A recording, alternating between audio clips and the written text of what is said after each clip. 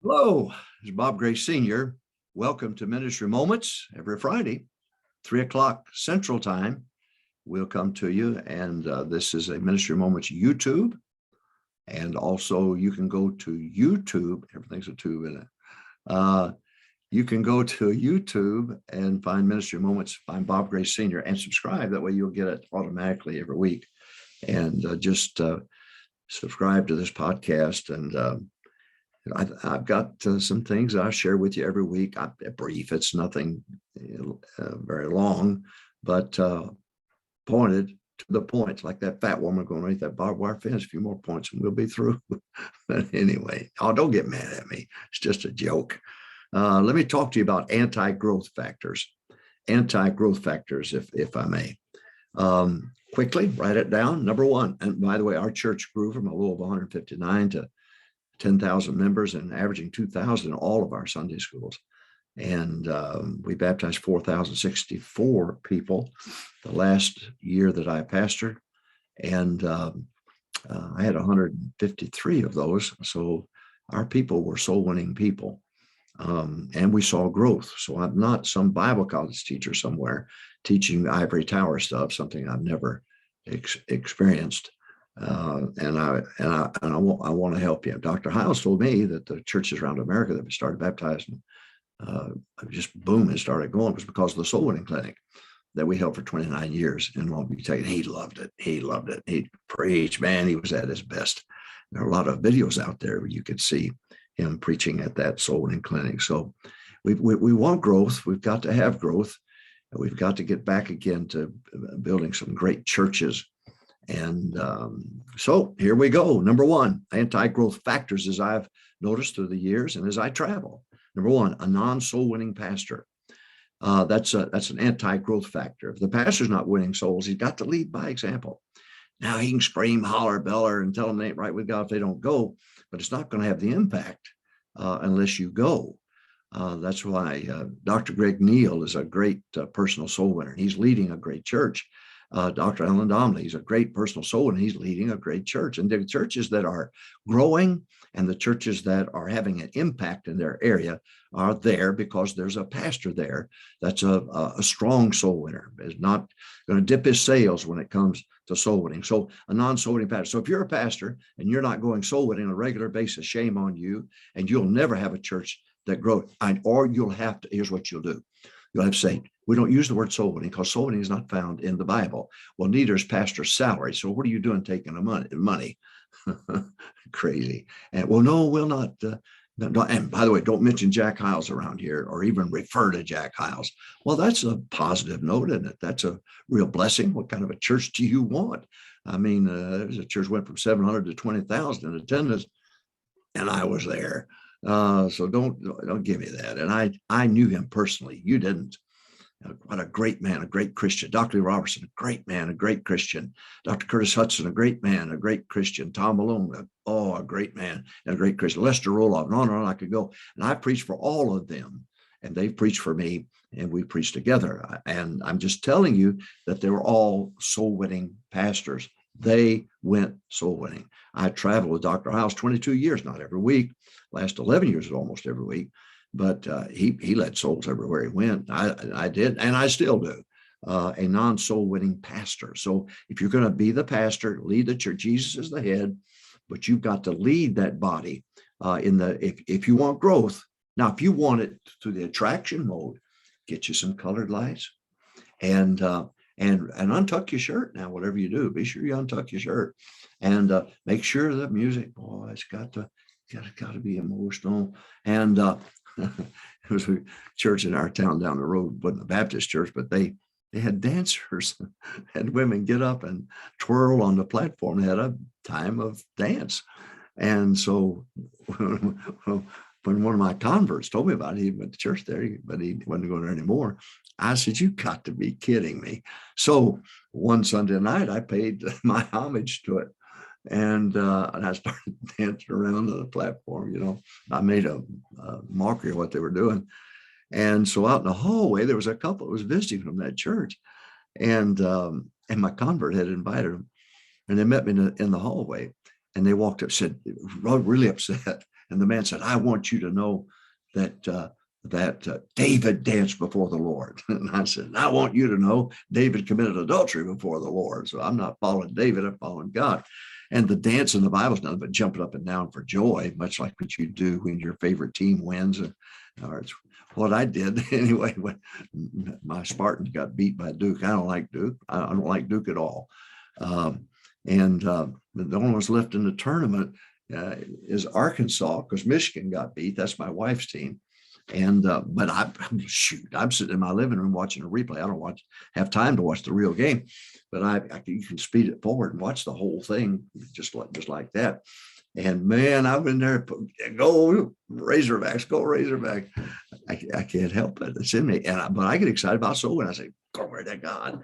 And my partner's with me, glory to God. We're excited about it. And so a non-soul winning pastor, got to have an example. Number 2, non-soul winning staff.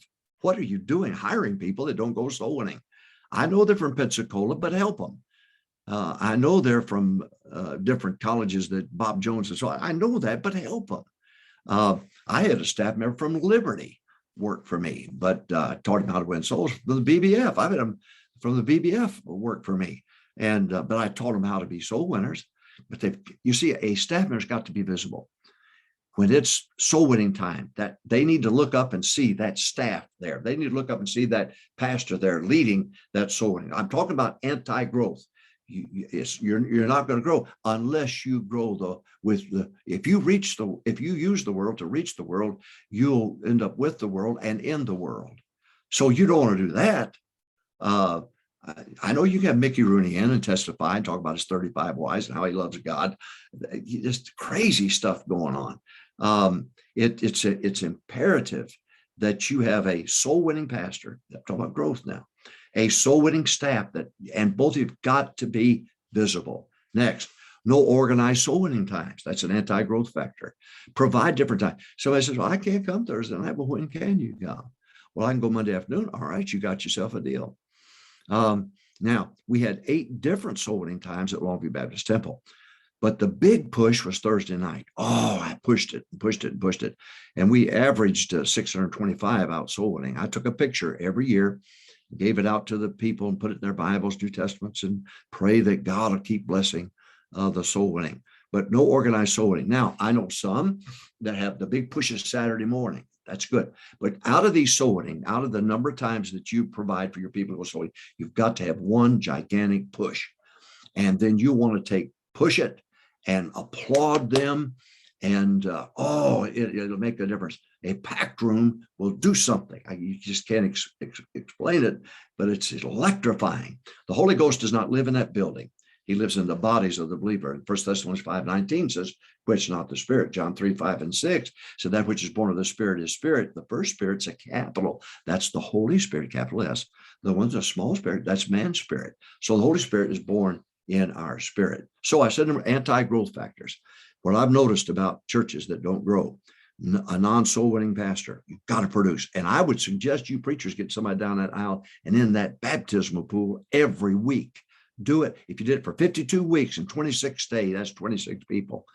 And that way you won't get mad at your people. Don't get mad at you're mad at your people because they don't show up or don't go soul winning. Get mad at yourself. Look in the mirror and say, why didn't you have a baptism? Why didn't you get mad at yourself? Don't get mad at them. Number 1, non-soul winning pastor, non-soul winning staff. Number 3, a non-organized soul winning times. Number 4, no weekly baptisms. Oh my, if you will start stirring those waters every week of the world, you'll get God's attention. Now, my kids, all 4 kids, have never seen a Sunday that I pastored that we did not have people saved and baptized. Never a Sunday. Every Sunday of the world. Now, I remember one Sunday night, we didn't have anybody, had people saved, but we didn't have anybody baptized. And I'm telling you, it bothered me. I mean, it bothered me. Boy, I made up my mind the next week that I was going to plug in that Sunday night. I wasn't going to happen again. In all those years, 33 years of pastoring, only one Sunday night did I not have a baptism. I'm just telling you, it was high on my list of pressure points for myself. All right. Anti-growth. What I've noticed at churches that don't grow, a non-soul winning pastor, non-soul winning staff, no organized soul winning times, plural, a lot of times, no weekly baptisms, and no organized departmentalized Sunday school. No organized departmentalized Sunday school. If you don't have and I mean small classes, departmentalized, break it down to small classes. If you've got large classes, it's going to stunt your growth. And Brother Hiles, a Sunday school on average 20, 25 apiece, had 800 classes when I was there. Well, that's 16,000 plus. But everybody had somebody that cared for them. They knew their name. I said this before, but we had 4 kids. And the people that took care of them in Sunday school, they came by the house. Now, if we were out on the bus route or something, they left notes or stuff, but they cared about our kids. And that's the way Sunday school teachers ought to be. So no organized departmental Sunday school. It'll stunt your growth. Large Sunday school classes will stunt your growth. When it gets to be 20, 25, split it. And give one 10, give the other 10, so they can get back up to 20, split the thing. Because Jesus had 12. I don't know what in the world makes us think we can handle 100. And all of the teachers I had 171 Sunday school classes and 2,000 in all of those classes. Now, the truth is they were the ones pastoring the people. I pastored the ones who pastored the people. And it's so important to understand this. All right, number one, I'm talking about anti-growth. What I've noticed that caused churches not to grow: non-soul winning pastor, non-soul winning staff, no organized soul winning times, not just one out, accommodate your people. No weekly baptism, stir those waters every week. Dr. Robertson told me about baptism. He said, Brother Gray, I laid them back and dipped their head. He said, my goal was not to disturb the water, just dip their head. He baptized 10,000 or 1,000 every year at 10,000 Sunday school. I couldn't do it. We plunged them, boy. But anyway, I love it. We just dipped their head like that. I said a non-soul winning pastor, that's a problem. Non-soul winning staff, that's a problem. No organized soul winning times, plural, that's a problem. No weekly baptisms, that's a big problem. No organized departmentalized Sunday school with small classes, that's a big problem. No weekly teachers and workers meeting. Here's what I've noticed. Yes, I have a Sunday school, but we meet once a month. What? No, every week. Every Wednesday night we had teachers and workers meeting. Now, my plane got in late. Dr. Zen took it, or one of the assistant pastors, but we had it. Now, no weekly teachers, and that's where you give out the Sunday school lessons, give them time, 2 weeks away, so they got time to study. We got programs coming up. I want everybody in the loop. You can have the assistant pastor, the assistant teacher there. Okay, they're there not to fool around on Sunday, but in case somebody's sick, to fill in, and they got the Sunday school lesson. So very important. All right, I'm talking about anti-growth now. I'm going a little long. I'm sorry, but this is important. Number one, non-soul winning pastor, non-soul winning staff, no organized soul winning times, plural times. Number four, no weekly baptisms. You get 5 lined up yourself for the water every Sunday morning. You baptize every Sunday. Okay. What number really tells off on us? I'm going to tell you what it is. Well, we had 50 saved. We had so many in Sunday school. Wait a minute. That number tells you how many you've gotten saved, that you have prospects for Sunday school, for growth. And so if you're not baptizing, that number tells you whether you're winning people and whether you have people for Sunday school. I'm just telling you, there are only so many people in town that you're going to bring to your church or proselyte from other churches. That's why you call it outreach, not soul winning. No. There's a church that I know where there's a Spanish man on the deacon board, and I've known him for years. And he said to me with tears, he said, you know what's become like down there? He said, I'm a token. I'm a Mexican token. And it was killing him.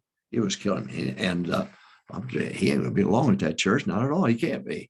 Anti-growth factors: non-soul winning pastor, non-soul winning staff, no organized soul winning times, plural times, no weekly baptism, no organized departmentalized small Sunday school classes, no weekly teachers and workers meeting. Number 7, Deacon Run Churches. I wouldn't give you 2 cents for a church that's run by deacons. Some deacons said to me, you either shut that independent Baptist college down or you're going to lose your support. Well, I'll lose my support. I'm not shutting that college down. Well, it's a conflict of interest. Now, if I started a devil's church, a Satan church, I can understand you say it's a conflict of interest. but I'm trying to train young men, young women for the ministry, just like you are. No, I love the other colleges that we have. I love the fact that North Florida Bible College is there in Jacksonville, led by Dr. Greg Neal. I'm tickled about it. I'm glad about it. I'm glad about it. I'm glad for the other colleges that we have, for the Fugates College and other college, Jack Treber's College. And of course, there are not many out there that you can recommend, that's for sure. But I'm saying Deacon Run Churches. I've faced it. I'm not going to, don't tell me. You're not telling me. I work for God, not you. And go take some taters to widows. Why don't you do that and stay out of my business so that I can pray and take care of what's preached and teach, the teaching, the ministry. That's what the book says clearly about it, Acts chapter 6. All right, now I said number one, please bear with me. Number one, non-soul winning pastor, non-soul winning staff, no organized soul winning times, plural, many, no weekly baptisms, no organized departmental small Sunday school classes, no weekly teachers and workers meeting. Deacon Run Church, got to stop. It's got to stop. I'd rotate those rascals off. That's what I did. 1, 2, and 3 years. Buddy, you're off for 1 year. You sour on me, you ain't getting back on that deacon board. You're just not going to do it. We got to be one mind, one accord, one place. That's it. Number 8, no missions program. We gave $9.3 million to missions in the 29 and a half years I pastored Longview Baptist Temple. Oh, yes, we did. Yeah, and we started 1,700 churches around the world, according to Richard Hitt. Now, I'm just saying to you, no missions program. That's a killer. That's a killer. Both, Acts 1:8, it says both, B-O-T-H. All right, lack of standards for leaders. Now, people are going to come in, and the ladies are going to come in breeches and long hair and tattooed up and everything else. That's who we're reaching. We want to reach them. We want to win them and bring them to church. But if you're going to be a Sunday school teacher, then okay, in the Bible, there's separation for the tribe of the Levitical tribe, and there's separation for the layman. And therefore, there were some people supposed to go outside the camp.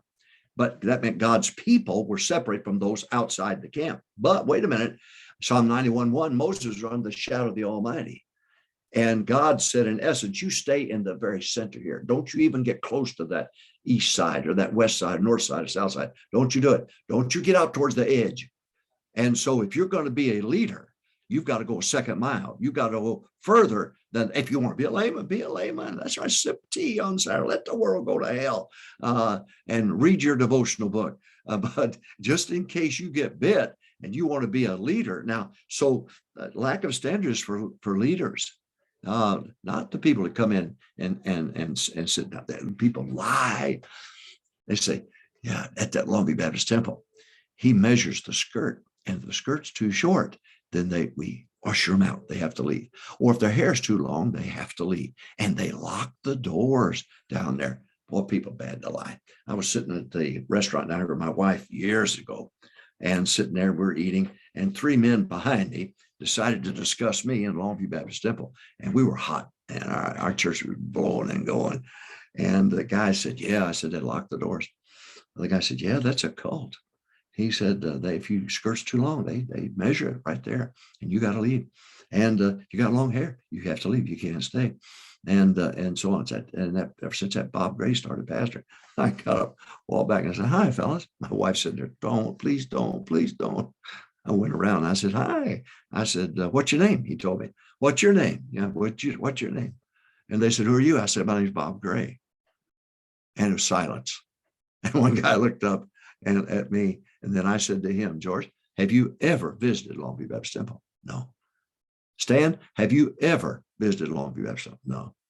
Sam, have you ever visited Longview Baptist Temple? No, I never have. I said, how do you know? He said, well, do you lock the doors? I said, yeah, to keep people from getting in, not people getting out.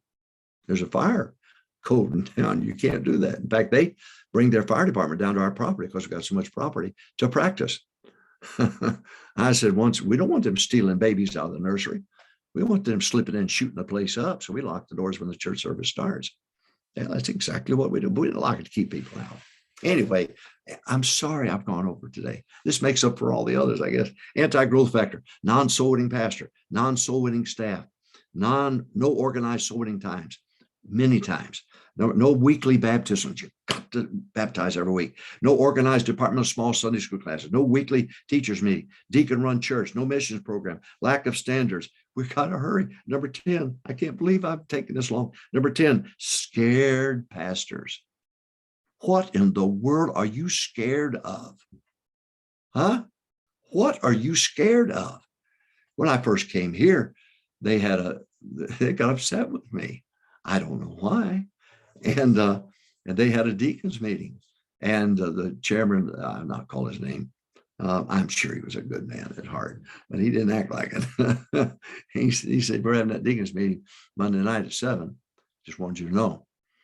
No, that's fine. So I went home. I had things to do, and I had a family. So the phone rang, and they said, we're in the middle of our meeting. Where are you? I said, I'm at home. Well, we said we're going to have a meeting. I learned this from Brother House. I said, you go ahead. You can have a meeting tonight, tomorrow night, every other night. But I ain't coming. And it is no meeting unless the pastor chairs the meeting. So you guys just enjoy your pizza. I had ordered pizza and sent it over. That's bad, isn't it? But don't tell me. I had a guy took one Sunday. He went by for a little fellowship, and the treasurer brought, the adding machine, and he brought that thing up, and he said, look here, here's what we gave today, over $9,000. And he said, if you play your cards right, there's a whole lot more than where this came from. As if I were there for that. Well, our church split in March of 1981. They went across town, had a $5,000 offering. I had 159 people left and a $2,250 offering. Oh yeah. So scared? I was scared that I was not going to please God. I'm not scared of them. Got along without you before. Meant you're going to get along without you now. Okay, that's terrible. Number 11, running with the wrong crowd. Running with the wrong crowd. That's where you got the idea of soul winning not in the Bible. That's where you got the idea of door hangers. That's where you got the idea of saying outreach. That's where you got the idea of shutting the buses down. That's where you got the idea. After you get all your church members saved and baptized again, you may have to go to work and win somebody else. You can only baptize them so many times. Oh my, God's good. I know I went long. Please forgive me for going long, but I think it was important. I think it was needed. God bless you. This is a podcast. Yeah, that's what it is. And Ministry Moments YouTube. Go there, find Bob Gray Sr. and subscribe. That way you'll get it every week. I'll be nice next week. I'll be nice to you next week. But God bless you. God bless you. And soul winning tomorrow. It's the time to win souls. Preparation day for the Lord's Day. Get people saved. Get them lined up for Sunday morning. God bless you. Thank you for joining me.